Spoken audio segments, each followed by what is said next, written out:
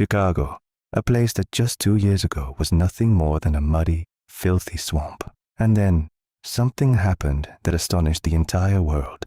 A city, a white city, rose up that reminded people of Rome and Athens. 600 acres, more than 200 buildings, 27 million visitors, meaning more than 1/3 of America's population at that time came to see it.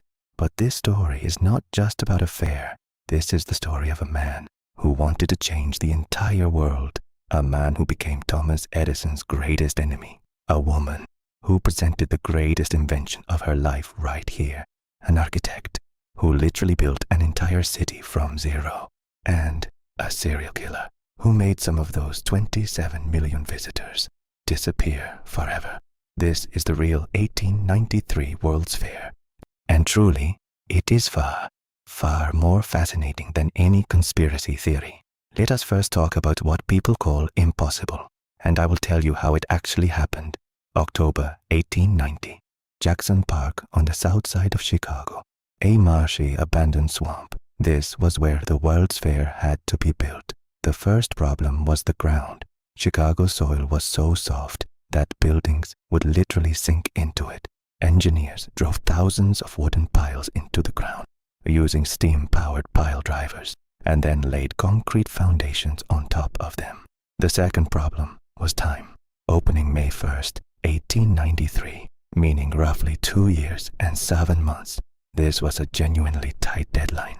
There was one man on whose shoulders this entire responsibility rested. Daniel Hudson Burnham, this architect and project manager, who is still considered a legend of urban planning to this day. What did he do? He hired 14,000 workers, 3 shifts, 24 hours, 7 days. He laid a narrow gauge railway on site so that material could reach construction directly. He installed steam-powered cranes, which were state-of-the-art at that time. He called top architects from across all of America. Louis Sullivan, Richard Morris Hunt, all of them worked together as one team. And that staff material that people still ask questions about today. This was Burnham's masterstroke. Staff, a mixture of plaster, cement, and jute fiber, was a French invention, which had been used for the first time on a large scale at the 1867 Paris Exposition. It was light, so it could be installed quickly. It was strong. Legendary sculptors like Augustus St. Gaudens created masterpiece statues from it. And it was a deliberate choice, because the plan itself was always temporary. One building was made permanent, the Palace of Fine Arts. That building still stands today by the name of the Museum of Science and Industry in Chicago. You can still go and see it today. This was a miracle, but a miracle of human genius, not of any mystery. Now let us come to the thing that genuinely and literally changed the world. Before 1893, Thomas Edison was the most powerful inventor in the world. His DC, direct current, electricity system was running in America's major cities, and he wanted the entire world to use only his technology. Then came a Serbian immigrant, Nikola Tesla. Tesla had developed something that was far superior to Edison's technology. A C, meaning alternating current. A C electricity was easy to send over long distances. DC required a separate power station every mile, but Edison ran a dirty campaign against Tesla and his partner, George Westinghouse. He electrocuted animals with AC in public to prove that AC was dangerous. He ran propaganda in newspapers. He lobbied politicians. This was the real war of currents, and the 1893 World's Fair was the deciding battle of this war. Westinghouse won the fair's electricity contract for $399,000, beating Edison's bid of $554,000. This happened because the AC system was cheaper, was better.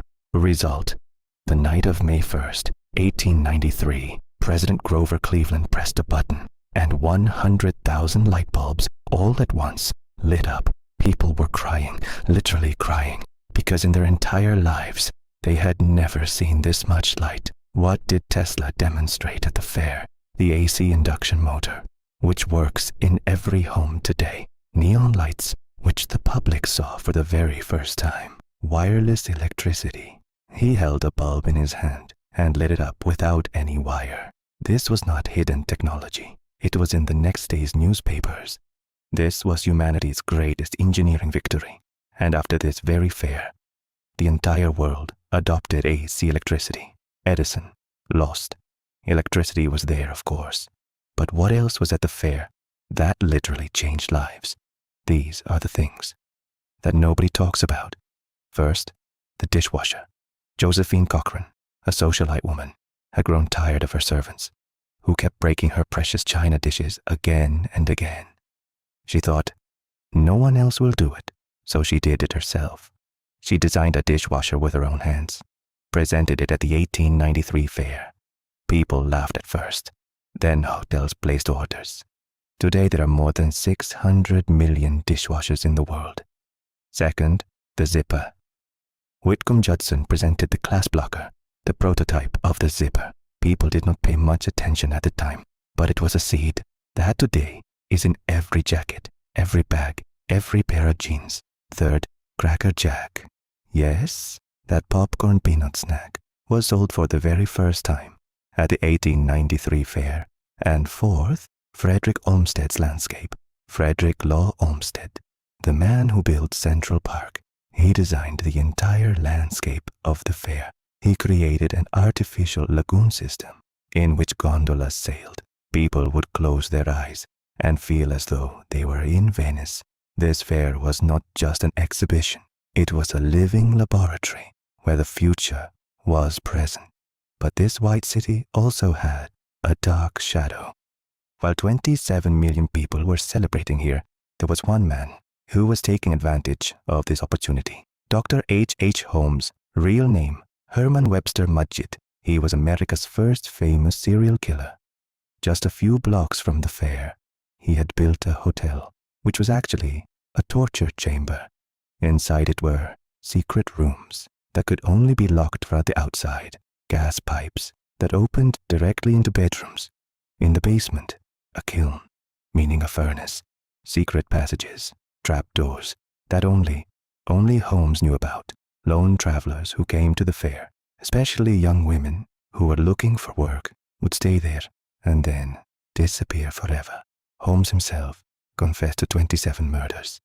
Historians believe the real number could be as high as 200. The truth is still not fully known to this day. His story was so dark that Erik Larson wrote a best-selling book, Devil in the White City, which is now becoming a major Hulu series. This is the real horror story of the 1893 World's Fair. No Tartaria needed. July 1894. The fair was over. The buildings were lying abandoned. Then fire broke out. It was an accident. Homeless people who were living in the abandoned buildings. It started from their fire. The Chicago Tribune published a full report the next day. Records are still available today. Most of the structures burned down because they were deliberately built from temporary material. That was the plan. It was written in the contract. One building did not burn, the Palace of Fine Arts. It is today the Museum of Science and Industry in Chicago. You can buy a ticket and go tomorrow. But what was the real legacy of the fair? American urban planning changed forever. The City Beautiful movement was born from this. OC electricity became the standard across the entire world. Chicago's skyline, which is one of the iconic skylines of the world today, was inspired by this very fair, and 27 million people saw a modern future and went back to their own cities, carrying that vision with them. Daniel Burnham had said, "Make no little plans. They have no magic to stir men's blood. Do not make small plans. They do not have the magic to make men's blood run hot." The 1893 World's Fair was no mystery. There was no hidden empire. It was the greatest demonstration of human ambition. Imperfect, complicated, with dark corners too, but genuinely, completely real. What do you think? Is real history more fascinating or conspiracy theories? Do let us know in the comments. And if you enjoyed this video, subscribe, because in the next video, we will talk about the 1889 Paris Exposition, where the real story of the Eiffel Tower is, which is even more dramatic than this.